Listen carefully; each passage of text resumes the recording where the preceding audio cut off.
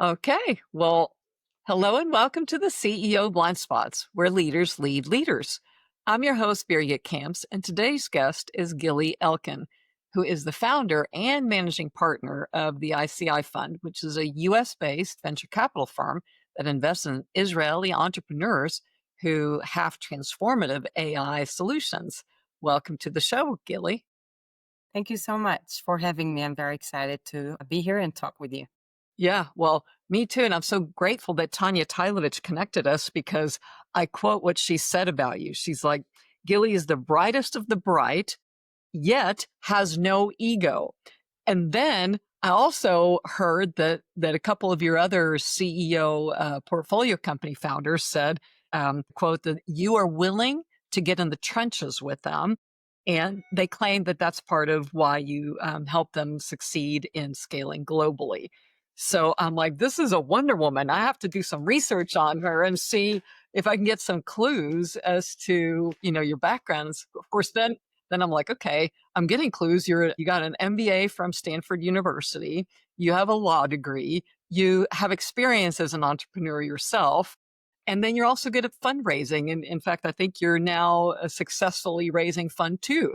And so I was like, wow, no wonder they call you the brightest of the bright. And so that's a little obvious in what I read about you. But I'm curious, why do you think you've succeeded and not just in business, but also, as a human or as a leader? So that's a very hard question. I'm not sure I define myself now as a successful leader yet. I'm on my way, and hopefully in the future, I will be a successful leader. I will share that. First, I want to say that Tanya is incredible. She is a superwoman herself. I would like to say that early in my journey as a fund manager, I realized that leadership is not just about strategy or numbers. It's about being fully present for the people we work with. So I work with founders as a fund manager, and founders don't just look for capital. They look for conviction and stability. So especially in high stakes situations, that's where we operate as investment managers and founders that start companies against odds. So that's shifted how I operated, as you mentioned in the beginning, being in the trenches. I learned that the way we show up for founders, especially during times of uncertainty like now, defines our value as a fund. So over time, I developed a clear founders first approach, which means we believe that our job is not to run the company, not at all. It's to trust great founders to lead and to give them the confidence that we are here when they need us. And hopefully we do that, as you mentioned before. We want them to know that they can be open with us, especially when things get complicated. So our goal is to make sure that they feel that we stand behind them always in good times and in bad times. So I also came to understand that transparency is one of the most essential pillars of leadership between founders and us, but also between us and our LPs, the investors in the fund. And so everything should be communicated early and honestly. That's one of my strongest beliefs. I think it builds trust, speeds up the decision making, and strengthen long-term partnership. So that principle has shaped how I lead and how I build ICI Fund. I hope that answers your question. Yeah, I am curious, Gilly, how did you discover the importance of founders first and the importance of transparency? Is it through your own past experiences, or tell me a little bit more about that? Yes, everything that I'm talking about and learned is through past experiences, sometimes through a lot of pain. It's, yes, everything was built on experiences, and this one too. I did learn the hard way how. So in the past, when things were not shared, I believed that there was nothing to be shared. But later on, when I understood that maybe no, that was not the case, people were not transparent, I changed my leadership style, as I told you before. So I changed how I lead and how I invest. I would say that I made space in our process to focus on trust. And yes, of course, it was based on previous experience of mistrust. So we implemented structured founder check-ins, conversations where we focus on the person, not just the company, also on the founder. And today I make it clear to every founder we back that we are here for the entire journey, not just the successes. And we developed that founder first approach that rooted in deep trust. Just to make it clear, I do not expect perfection. I expect openness. So we expect openness from our founders. We believe that when founders feel truly safe to be transparent, even in tough moments, and there are many, many tough moments, that's when real partnerships begin. So it also changes the way we select founders, by the way. So also built on past experience. We built a decision-making model that includes both analytical and relational perspectives. So we can see the full picture before investing. Every decision that we make is a shared one among all of our team members. So again, based on past experience, we now spend a great deal of time getting to know the founders, not just their technology or market, which is obvious, but how they lead, how they communicate, and whether they're the kind of partners who will be transparent throughout the journey. So that trust is hard to build and even harder to predict. So easier said than done, what I'm saying now. But we've learned that it's one of the most important indicators of long-term success, of being successful. And now transparency is guiding everything that I do, not just with founders, but with our LPs as well.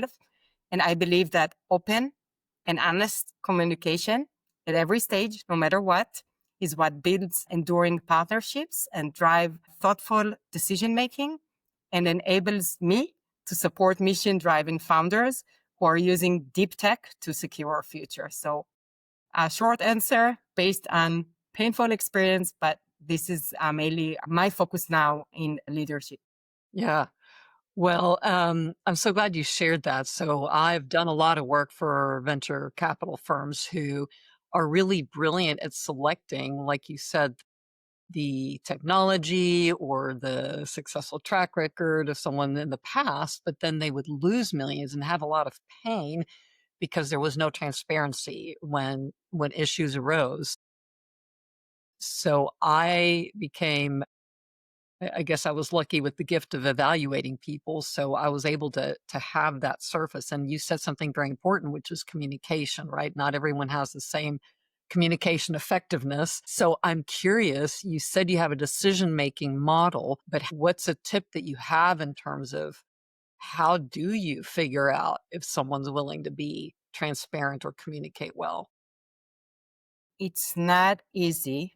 It takes a lot of time. We spend a lot of time with founders. Sometimes during the due diligence process, we create challenges and we would like to see how the founders deal with those challenges. So it's not, I can tell you now that I know exactly how to predict who is going to be more transparent and communicate better, but we're doing our best doing the due diligence process to find the people that care about transparency too, and that communicate everything. And again, during the long due diligence process, we look for those characteristics too. Yeah. Well, you said long due diligence process. That's probably part of your success, right? Because eventually the truth surfaces if you invest enough time. So very good. So then, what was a time that you were surprised or that you're like, oh, I had a blind spot in this area? So as mentioned, one of the times that I was surprised was that I believed that if nothing is shared, there is nothing to share. Yeah. But eventually I learned that there were some things to share that were not shared. And there was lack of transparency, and that hurts Yes. And I understood that the importance of better communication and having routine communication workflow with the entrepreneurs. But again, it's not only, it goes both ways, not only with entrepreneurs, is ours with our LPs too. Yes. So communicating always, no matter what, bad things and good things. And again, we're not here for the wins and successes. That's our message to the founders now because of that experience is we are there to back you no matter what. Just be As partners. transparent with us. Yeah. Yeah. Yeah. So I can definitely see how that made you the leader you are today. And, hopefully you also don't expect perfection from yourself. So I'm wondering how do you keep developing yourself as a leader and being the great leader you are? Were you still at some point surprised by something you did that didn't work or that you could do better? So yeah, every day I make mistakes every day. I'm just trying not to make the same mistake twice. I think I can't say that I'm surprised by my mistakes, as you rephrased it. If there was any time that I was surprised by something I did that was not a leadership, I expect those mistakes from myself. So I'm not expecting myself to be perfect too, as I'm not expecting from anyone around me. But I am doing my best to surround myself with very, very strong people that lift me and help me and advise me on a daily basis. So that's how I try to strengthen myself and my actions as a leader. And there are a lot of leaders right now, right, that are struggling and they don't have anyone to talk to. And leadership is for a lot of people very difficult these days. What used to work in the past often does not work in the current moment. So I can see the importance of having people that surround you, that support you. Have you discovered something or where someone told you, hey, the way you're leading is not working, like a specific example that could give other leaders hope that they're not the only ones? So I'm not sure that's exactly the way it was phrased, but for me, I had a challenge with one of the team members, an ICI Fund. And it was very hard for me to confront that challenge with that person and tell him upfront, hey, we have an issue here that we need to fix. And that's a leadership issue or weakness. It was very hard for me to confront a person, an ICI Fund team, it was a long time ago, and tell him, I expect from you more. Hmm. Today I learned how to do it. So today I think I know how to set expectations and make sure ones follow them and execute on them. Um, yes, that was one of my weaknesses that I was aware of, by the way. It took me a year to make that conversation. And I was talking with people that surrounded me and strengthened me and advised me. And I was aware of that weakness, telling them I just can't do it. I just can't tell a person that he's not good enough and that he's not delivering what he should. And it took me a year to confront him and say it eventually. And it was hard, but I'm happy that I did it. Yeah. And I think that a lot of leaders can relate to what you just said. I think the number one thing that as a pattern leader say, I wish I would have done it sooner. I just, couldn't do it. So thanks for sharing that. Of course. And then there's just blind spots in general, right? In the industry or what's happening now. So your fund seems to be very uniquely positioned. And I read that ICI stands for Innovation, Community, and Intelligence. You seem really focused on Israeli founders. What is it that you see that others don't? That they can solve some of the world's hardest problems to solve right now? Yeah. So yeah, ICI stands for Innovation Community Intelligence. It's a US based fund investing in Israeli founders with deep tech solutions and innovative AI technologies that secure our future. I think that the convergence of AI with core sectors like health, water, infrastructure, and construction is one of the most transformative shifts of our time.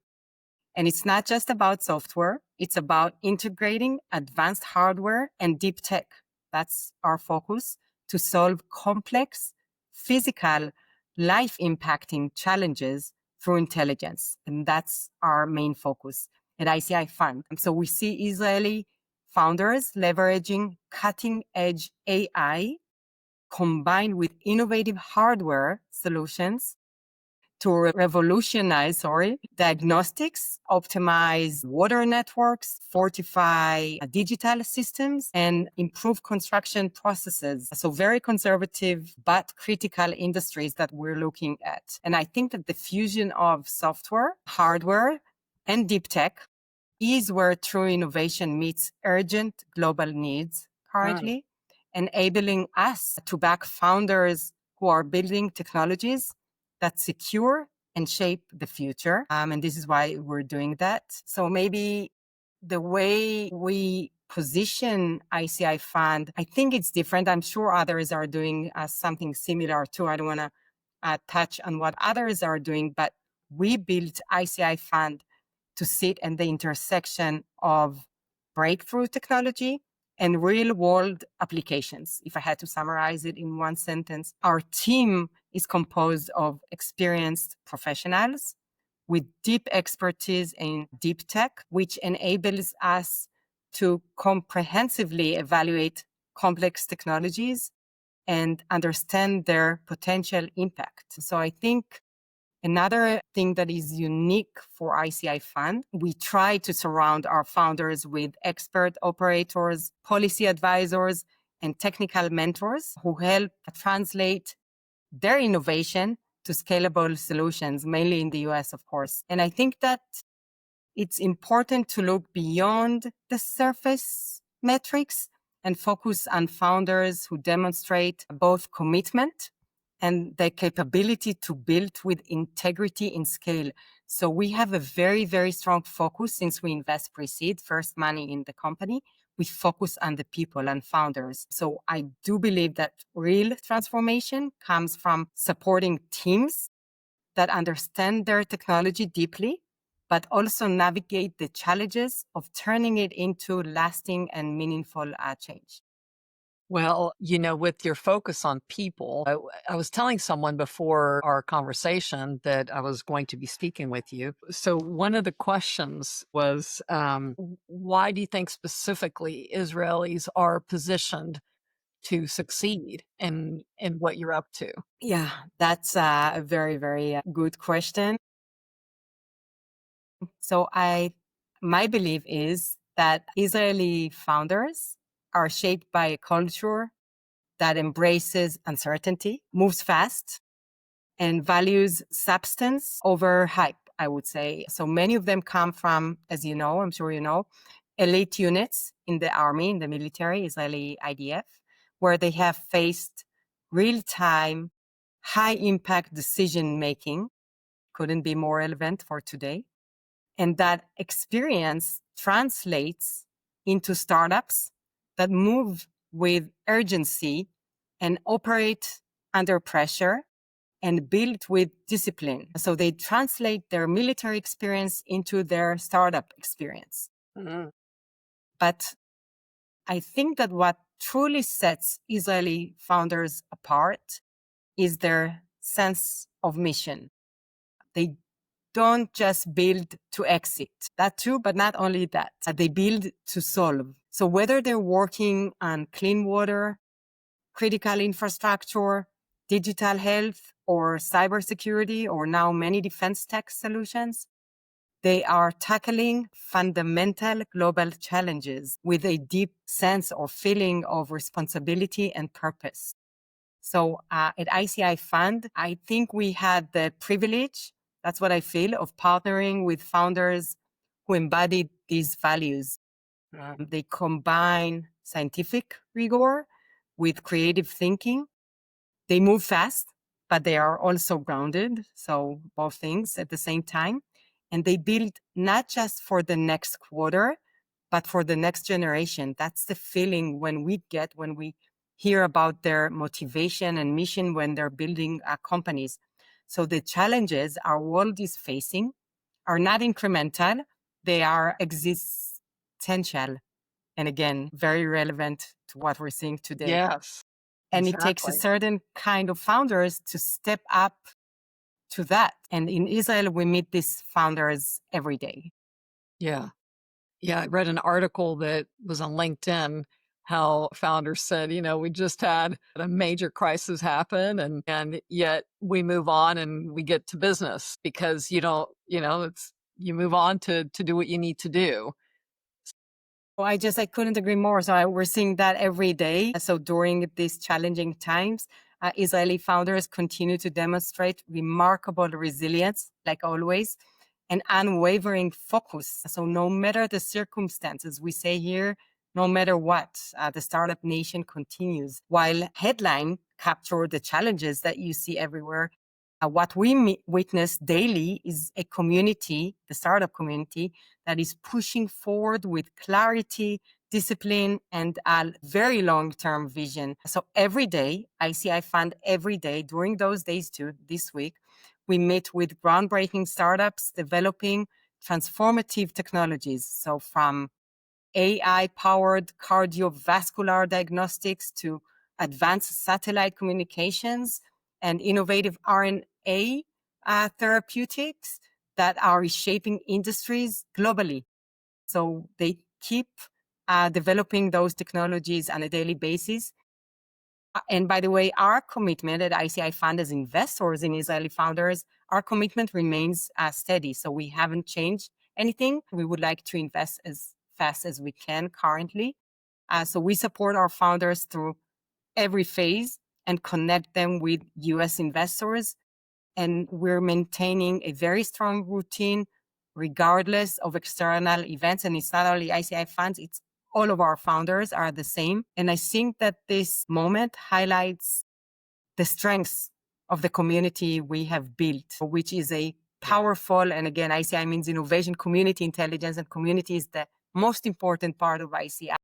So we build a powerful network of founders, experts, and investors dedicated to innovation and impact. And I believe that for investor and of course for ICI, this is an opportunity to back visionary entrepreneurs, Israeli entrepreneurs who are driving meaningful progress and building solutions that secure our future. Yes, I definitely see what you provide in terms of community, right? And even down to, Tanya knew, what you represent and what you stand for community wise. And so I am, of course, curious, how did you succeed as a woman? So first, when I do what I do, I don't think about that. It's not what drives me, my gender. It's just a part of who I am. It doesn't influence anything that I'm doing. It might influence statistically fundraising or being the other only woman on every board that I sit. So it might influence others, but not me. Mm-hmm. So I don't perceive myself as different than anyone else that I'm working with in terms of I am different, but not because of my gender. Yes. So it's not what separates me from other. It never influenced my decision making or my plans or my grit. I just have an internal grit to succeed no matter what. Yes. And that's what drives me, and nothing can stop me. It's not even a job, what I'm doing. It's my passion. I have a very strong mission to transform critical industries through deep tech and AI technologies coming out of Israel. And that's it. And that's what I'm doing. That's what I'm focusing on a daily basis, regardless of my gender. So I wonder what would have happened if I were a man. I don't know if something would have changed. Maybe statistics could have been better for me, but it doesn't stop me. I think even though statistics are against women in many ways, especially in that industry, maybe that's what drives me to try even harder. Yeah, I think your middle name must be persistent. So, Yeah, yeah, I never stop. Yeah. yeah, and no ego, as Tanya said, right? If someone offends you, probably doesn't bother you, you move on. So, no, if someone offends me, it does bother me. If someone tells me no, yeah, it hurts. But I learned how to, so I have ego, of course. I think all entrepreneurs have ego, or all leaders, they have ego, but I learned how to put it aside and continue on. So, despite everything. So, it's like being on a, do you say punching box? Mhm. Yes, Where you get many, many punches, you fall down, but you keep getting up. And you would never stay down. So when did you realize that? Did you have a mentor who told you this? Were you always just, like, so mission focused that you figured it out yourself? so I don't think grit can be taught or determination.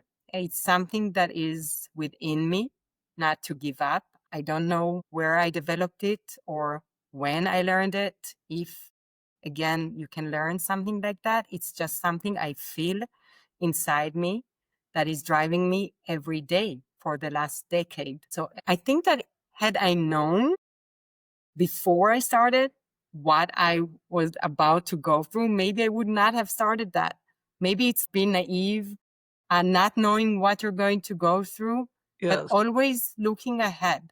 So yes, looking straight, not looking underneath you and knowing you can fall down. So crossing the chasm, you say, yeah, trying to cross the chasm, looking straight ahead, always looking at the next peak. So you ask me, what makes you a successful leader? And I told you I'm not a successful leader yet. I need to succeed. So that's my constant feeling always. I haven't reached any peak yet. I'm on my way to reach the next peak. So every time I get to a peak, I'm looking at the next one. There is always a taller peak ahead of me. And that's why I never have the feeling that I'm on the tallest peak that I mm, could get. I'm never there. And again, I can't explain it. It's in me. It's very strong, yeah, cannot be stopped, but I have to continue going and achieve all of my goals in life. yeah. Well, as we start to wrap up the show, I'm really present to the importance of mission, right? To be really clear of the next peak or where you're going. And it's really beautiful to see you and speak with you in person. And I can see why Tanya said what she said about you. And through your stories and Tanya's stories, I can't help but to wonder if all of you are able to innovate so well because you've had such desperate times, right? With the wars and other things. So, any parting words of advice to other leaders about innovation? First, again, I want to say that Tanya is incredible. So just emphasize that again. I admire her too. Just to touch on what you said before, there is a saying, necessity is the mother of all inventions. So I do Yes. believe it. And many of the inventions that you see coming out of Israel, especially in the water industry, but now also in the defense industry, are the result of necessity. So I Mm, couldn't agree more. So what tips would I like to give to other leaders? Maybe that in moments of uncertainty, people don't expect you to have all of the answers. They just expect you to show up with clarity, maybe consistency and conviction, I would say. So true leadership is about presence. So being there. I've learned, as I mentioned before, that trust is built in challenging moments, not by being perfect, but by being real. Maybe that's a good tip. So at good. ICI Fund, this belief shapes everything we do. So we developed, as I mentioned, a founder first approach Yes. built on trust and transparency. So we back our founders in good times and hard ones. And we hope that they feel safe enough to be honest with us every step of the way. And the same goes for LPs. So full transparency in the foundations of our relationship. Maybe for new leaders, my message is this: lead with integrity, stay grounded in your values. That's maybe the most important thing, and surround yourself with people who challenge you and lift you. I did that. So I have many people surrounding me, helping me, supporting me, and lifting me when I need to be lifted. And also, I would say take one step at a time and don't let fear or uncertainty to slow you down, because there are many of them. Yeah. And if your mission is real and your commitment is very, very deep and you feel something from within, as I do, you'll find the strength to keep on going. And what you built may play a part in shaping the future of entire industries, maybe accelerating global transformation and securing our future. So the Yeah. only thing I should say is just never give up.